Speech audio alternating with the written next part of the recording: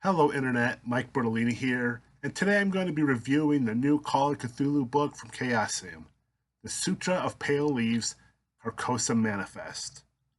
If you like content such as this, be sure to subscribe and click that like button. It's free to you and means a lot to me. By subscribing, you'll get notified of a lot of Call of Cthulhu content, such as the current campaign I'm running, Beyond the Mountains of Madness, and various one-shots for various games. But today I'm talking about this book. For full disclosure, I was sent a copy of this book for purposes of review, and Hsiang knows that free stuff doesn't mean I'm going to give it a glowing review.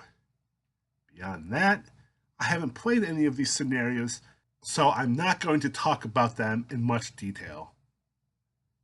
So, what's in this book? I'm glad you asked, because Carcosa Manifest is just like it sounds. Hastur, or He Who Must Not Be Named, is coming to Earth. I'll use both names interchangeably, but beyond that, it's close to modern, taking place in the 1980s, which means we're looking at both a technological leap and a technological descent. And even more, it takes place in Japan, though, as in most Call of Cthulhu games, the scenarios inside can be changed to fit into an existing campaign with a little work. This book was made for this time and this place. Changing it isn't impossible, but it's not entirely easy, which is a shame. I was excited to hear about a campaign book about Hastur, but it's extremely different in tone and environment.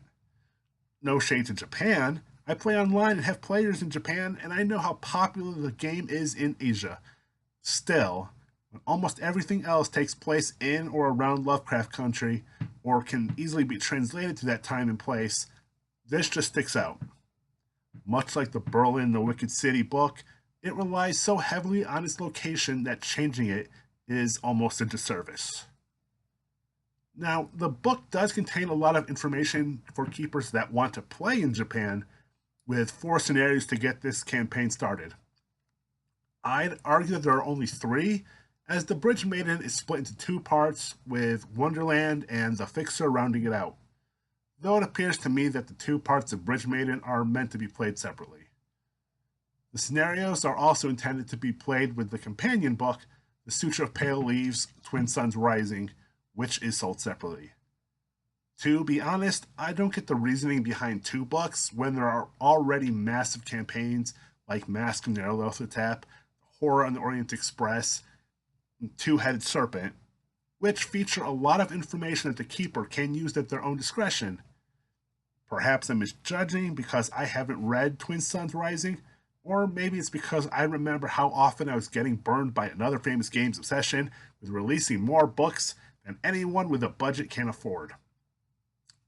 Now, I will provide some information about the scenarios so you can decide for yourself if there's something you might be interested in. Again, if you choose to convert these, it will take work, but it's not impossible. Bridge Maiden Part 1 is designed to be this book's one-shot if you choose to run it as such. This kidnapping scenario is the easiest to convert in my opinion, and the full Japan campaign is not needed.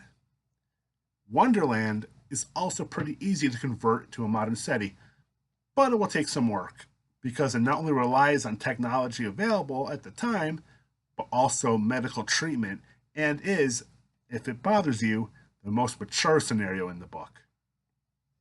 Bridge Maiden Part 2 deals with the inevitable conclusion of Bridge Maiden Part 1 and is nominally about bridging our world and Carcosa. The Fixer is the most modern of the scenarios, and technology is extremely important. So all that information concerning computers and the economy will become important. In my opinion, the Fixer is the most difficult of all the scenarios to convert, as the economy of Japan is extremely important. If you want more information about the scenarios, you'll just have to read it yourself. There is a lot of information in this book, as it deals with He Who Must Not Be Named in a different manner than has been expressed before, namely its appearance. And I'm not talking about looks. If you're familiar with the wider Mythos games, You might be familiar with how the Delta Green game handles this by making he who must not be named a force rather than something physical. In this campaign, Hastur is a meme, an idea, an influence. This is not Chambers of Concept or the way Lovecraft used it. This is the modernization of the King in Yellow. That is, in my opinion, awesome. Hastur is not another alien creature. It's an infection. He who must not be named deserves more content, maybe even a huge campaign in my opinion, and unfortunately hasn't delivered until now, and this seems to be a far cry from what I'm interested in. Beyond the book, what do you get? Great question. A lot.